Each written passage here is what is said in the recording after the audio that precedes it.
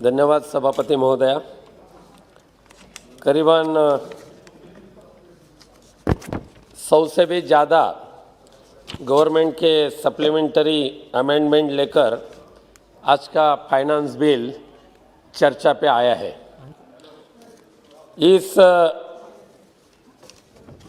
देश की वित्त मंत्री आदरणीय निर्मला सीताराम जी ने जब बजट पेश किया था 2021 का, तभी कई 8 क्षेत्रों को उन्होंने मद्देनजर रखकर राष्ट्र प्राथमिकी का संकल्प लेकर बजट पेश किया था सभापति महोदय। और इस 8 क्षेत्र जो है उसमें से किसान है, किसान की आय दोगुनी करना, मजबूत बुनियादी ढांचा बनाना, स्वस्थ भारत, सुशासन, युवाओं के लिए अवसर, सभी के लिए शिक्षा, महिला सशक्तिकरण और समावेशी विकास। एक देश के विकास के लिए ये जो 8 क्षेत्र है उसको बढ़ावा देना स्वाभाविक है। हम सारे शिवसेना पार्टी के तरफ से उसका स्वागत किया था। देश की बढ़ोतरी होना चाहिए, ताकि जब मोदी साहब का कार्यकाल चालू हुआ इस सेकंड टर्म का, तभी इस देश की इकोनॉमी $5 ट्रिलियन तक लेके जाने का उन्होंने मकसद रखा था। हम सारे सभागृह ने उनका स्वागत किया था और सपोर्ट भी दे दिया था। दुर्भाग्य से आज की अवस्था वैसे नहीं है। कोरोना आया, कोरोना का कार्यकाल अभी तक कम नहीं हुआ और इस कोरोना के कार्यकाल में देश की आर्थिक स्थिति जो है वो पूरी तरीके से बिगड़ गई है। और सिर्फ आर्थिक स्थिति नहीं तो अलग अलग क्षेत्र के ऊपर उसके जो विपरीत परिणाम हो चुके हैं, उसे देश को उभारना, आगे आना एक कठिन परिस्थिति निर्माण हुई है। और ऐसी स्थिति में इस देश का कारोबार जो है लोगों को, आम आदमी को मद्देनजर रखकर करने की आवश्यकता है। आज माननीय वित्त मंत्री जी के जो 8 क्षेत्रों के जो प्राथमिकी का संकल्प करके उन्होंने बजट पेश किया था, उसमें किसानों की आय दोगुनी करने का उन्होंने संकल्प किया था पहली बार। आज परिस्थिति ऐसे सभापति महोदय, दिल्ली के कैपिटल सिटी, देश की, पूरी दुनिया की, यहाँ लोग एम्बेसी सारे उनके अधिकारी है और दिल्ली के नज़दीक ही वहाँ के किसान आज कम से कम 3 महीने से भी ज़्यादा आंदोलन करने के लिए बैठे। शुरू में बातचीत हुई, उसमें कुछ निर्णय नहीं आया, लेकिन उनकी मांग क्या है, उनका आक्रोश क्यों है, क्यों वहाँ बैठे इतनी लाखों की संख्या से, ये जानकर उनके साथ बात करने की आवश्यकता थी। लास्ट वीक में कांग्रेस के जो अभी बैठे मिस्टर बिट्टू जी, उन्होंने भी इस सभागृह में माननीय अध्यक्ष बिरला साहब को विनती की थी, आप आगे आइए और ये मीटिंग करके इस किसान आंदोलन के ऊपर कुछ ना कुछ हल निकाले, वो मांग की थी, लेकिन दुर्भाग्य से वो हो नहीं रहा। आज किसानों की आय दुगुनी करने का सरकार ने संकल्प किया, लेकिन असलियत से वो है क्या, नहीं है। आज कोरोना के बाद जब किसान आस्ते आस्ते ऊपर आने के लिए शुरुआत हुआ तो क्या हो गया, इस सरकार ने किसानों के ऊपर ज्यादा से ज्यादा अन्याय किया। सरकार ने पेट्रोल पर 2.5 अढ़ाई रुपया प्रति लीटर डीजल के ऊपर बढ़ाया, पेट्रोल के ऊपर, और डीजल के ऊपर 4 रुपया बढ़ाया।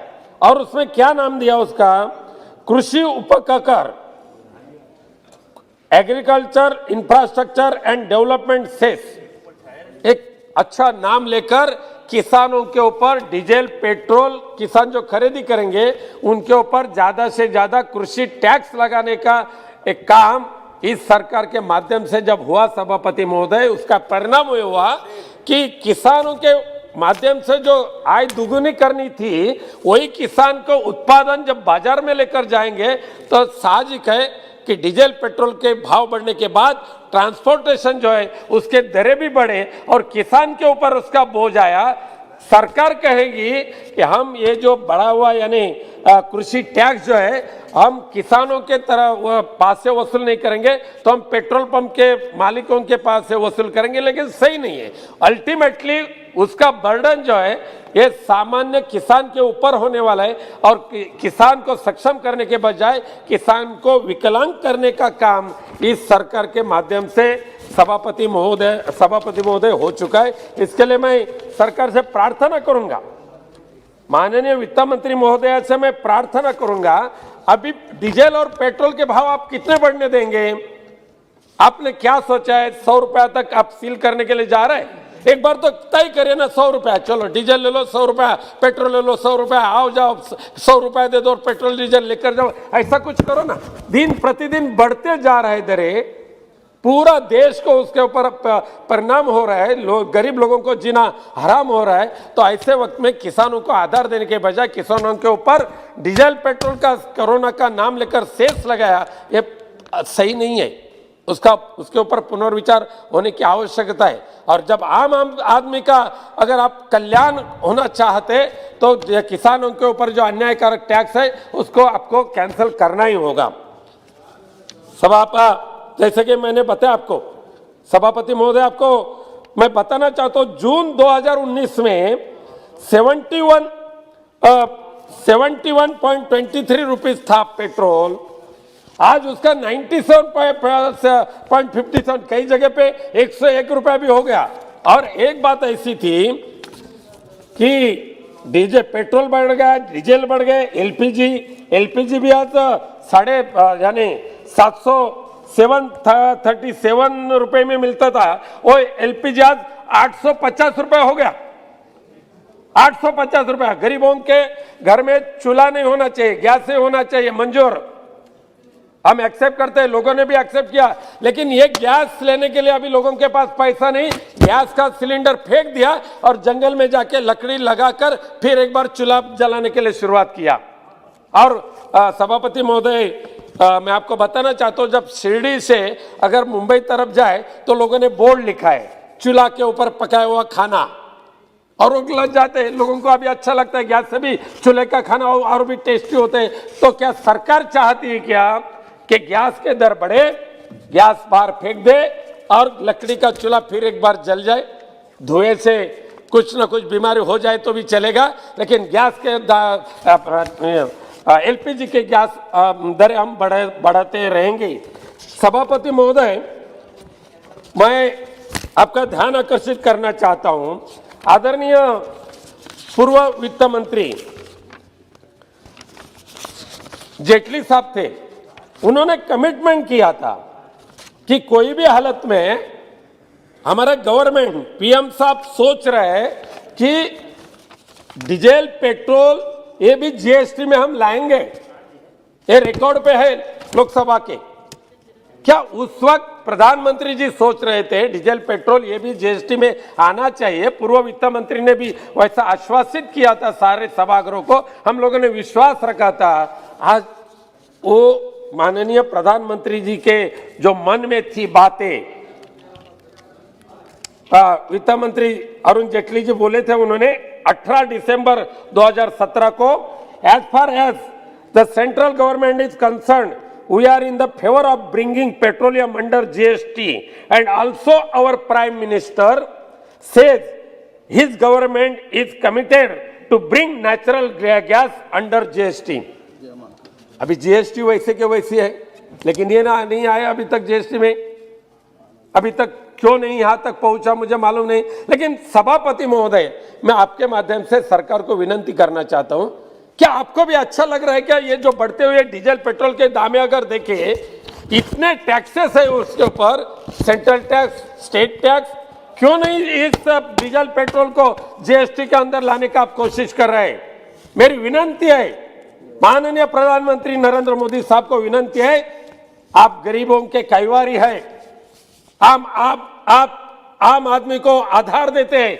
आप वैसे ही मैं आपको विनंती करना चाहता हूं, आम आदमी के भलाई के लिए पेट्रोल, डीजल और एलपीजी इनके बढ़ते हुए दरों को अगर रोकना होगा तो इनको जीएसटी में शामिल करना ही होगा। आज के इस बिल के रिप्लाई में आदरणीय अर्थ मंत्री उसका आश्वासन देंगे, ऐसा मैं भरोसा रखता हूं।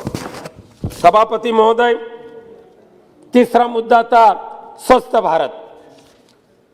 कल या हो, मैं परसों भी बोला, जैसे कि हमारे कांग्रेस के सदस्य ने भी अच्छी बात बताई, कोरोना के इस महामारी में सारे देश का आरोग्य बढ़ चुका है, यानी ढल चुका है। पूरा देश, पूरी दुनिया क्या करते हैं मुझे मालूम नहीं, लेकिन एक मैं धन्यवाद दूंगा, माननीय प्रधानमंत्री हो, आरोग्य मंत्री हो, स्वास्थ्य मंत्री हो या देश के वैज्ञानिक, जिस तरह से अपने देश में कोरोना वैक्सीन का उन्होंने संशोधन किया, हम सारे लोगों को कोरोना वैक्सीन देने का प्रोविजन किया। मैं बधाई देता हूं अपने पंतप्रधान जी को बधाई देता हूं। अपना देश का नाम आपने ऊंचाया, सारे बड़े बड़े देश पीछे पड़ गए और अपने देश में कोरोना वैक्सीन शुरू हो गई। लेकिन इस कोरोना वैक्सीन की मात्रा ज्यादा से ज्यादा लोगों तक मुफ्त देने की आवश्यकता है सभापति महोदय, उसकी व्यवस्था करने की आवश्यकता है, उसके ऊपर ध्यान देने की आवश्यकता है। इसके लिए स्वस्थ भारत बनाना होगा। तो कोरोना से भी अगर हम लोग निपट जाएंगे तो भी देश के ग्रामीण इलाकों की जो स्वास्थ्य की यंत्रणा है वो पूरी तरीके से नाकामयाब हो चुकी है।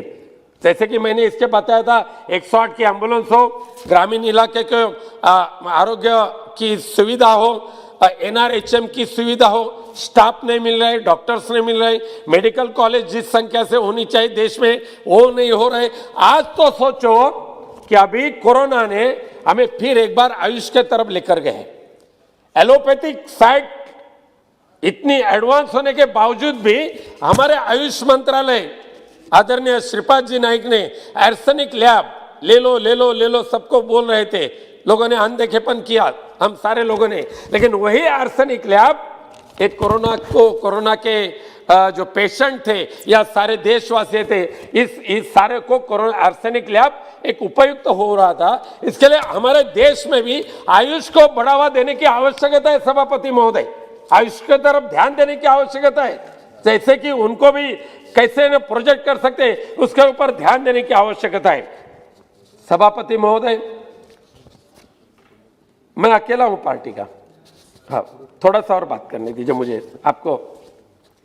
युवा के लिए अवसर, सुशांत युवाओं के अवसर, आज क्या हो गया सभापति महोदय, युवाओं के अवसर के लिए जब केंद्र सरकार सोच रही थी, दुर्भाग्य से आज 6.8 lakhs Indian companies close across the India till date, यानी परसों तक 6.8 lakhs कंपनी बंद हो चुकी और साथ साथ 74% स्मॉल बिजनेस ये भी उन्होंने शटडाउन कर चुका। ये कोविड-19 के कार्यकाल में 6.8 लाख कंपनी बंद हो चुकी और 74 स्मॉल बिजनेस उन्होंने भी शटडाउन कर चुका। 10,000 से भी ज्यादा फर्म इन्होंने बंद कर चुके, 10,000 से भी ज्यादा। क्या कारण है?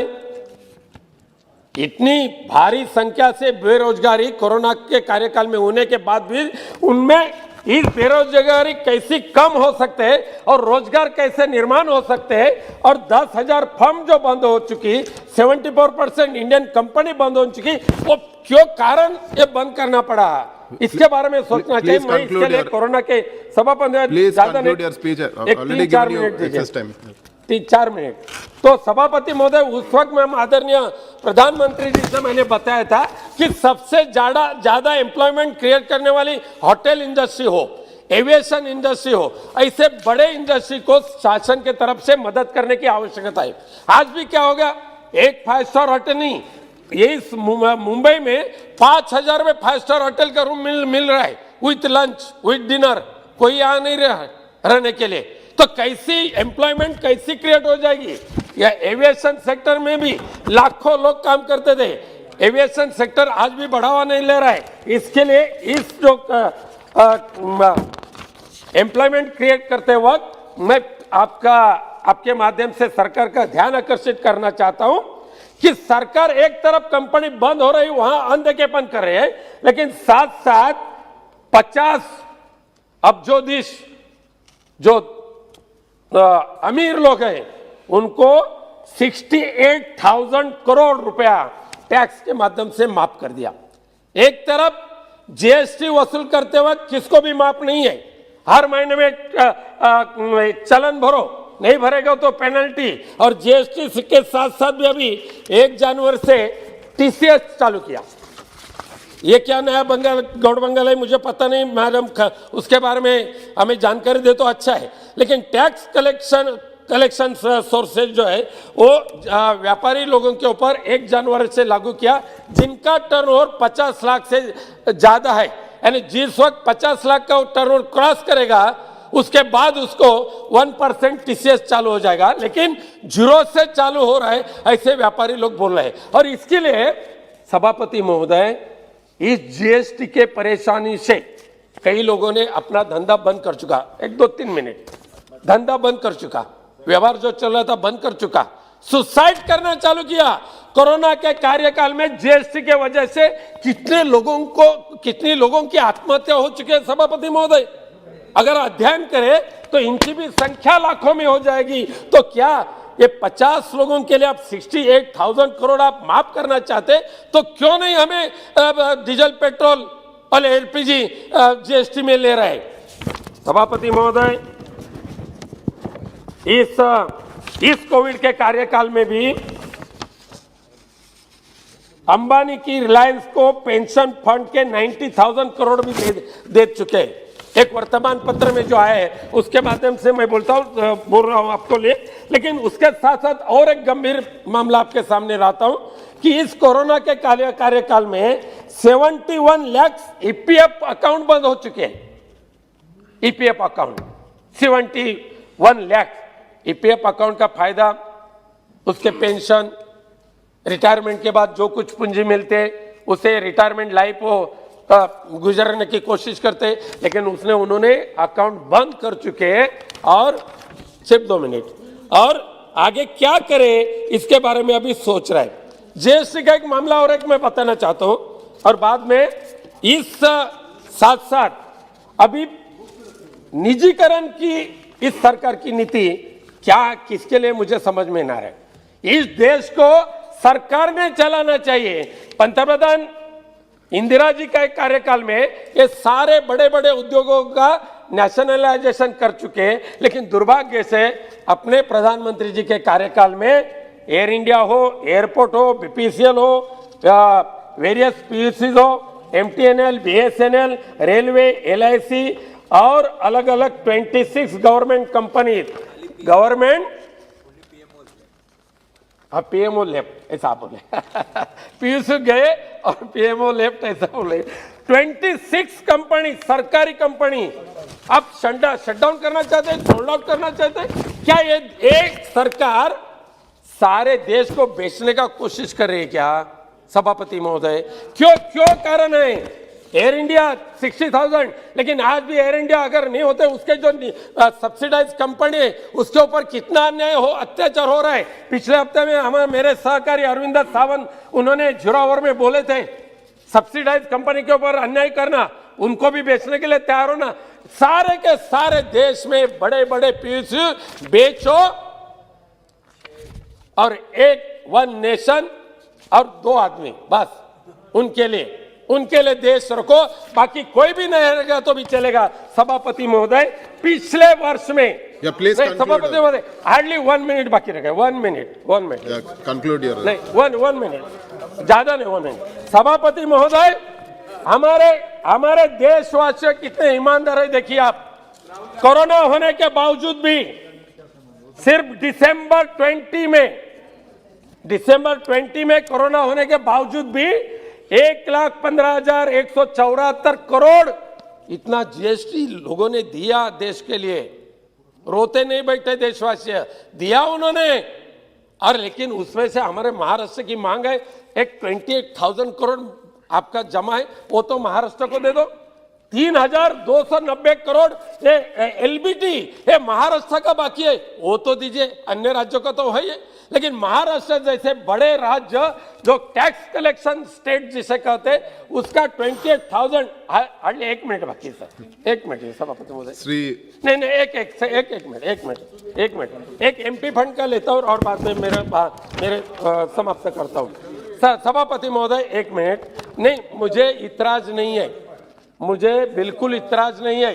इस देश के प्रधानमंत्री हो, इस देश के राष्ट्रपति हो, उन्हें 7,500 करोड़ का एयरक्राफ्ट लेने की वक्त ले रहे, ले लीजिए, देश के लिए आवश्यक है, लीजिए। 7,500 करोड़ का जब आप एयरक्राफ्ट लेते हैं तो हम गरीब सांसदों का अब 5 करोड़ क्यों लेते हैं? 5 करोड़ क्यों लेते हैं? सभापति महोदय, एक 1.5 लाख का हैमास, 5 लाख का पानी की योजना, कुछ 6 लाख की वेल कुआं, ऐसे ही काम पीएम फंड से हो रहा था। इस 5 करोड़ से यानी हमारे जेब में जो एक आधा मिनट सभापति महोदय, सिर्फ आधा मिनट, हमारे जेब में जाने वाले सैलरी आपने काटो, हम स्वागत करते हैं, लेकिन जनता के पास जो जाने वाला पैसा था, जनता के हित के लिए जाने वाला पैसा था, गरीबों के हित के लिए जाने वाला पैसा था, वो एमपी फंड आपने बंद करके 7,500 करोड़ का जहाज खरीदी करे। आप आराम से बैठिए प्रधानमंत्री जी, हमें वादा नहीं, लेकिन मैं धन्यवाद दूंगा अर्थ मंत्री जी। सुनील कुमार पिंटू जी, 30 सेकंड मैं धन्यवाद दूंगा अर्थ मंत्री जी को। उन्होंने 3,400 करोड़ का आउटस्टैंडिंग एमपी फंड का रकम थी, 20 सेकंड सभापति महोदय, 20 सेकंड, 3,400 करोड़ आउटस्टैंडिंग थी। हम मिले अर्थ मंत्री जी से विनंती की और उन्होंने 2,200 करोड़ रिलीज किया है। मैं उनको बधाई देता हूं और विनंती करता हूं जो शेष बाकी है ना वो भी रिलीज करें, लोगों का पैसा है। सभापति महोदय मैं आपको धन्यवाद देता हूं। सुनील जी आप धन्यवाद देता हूं, मैं मेरा विचार समाप्त करूं।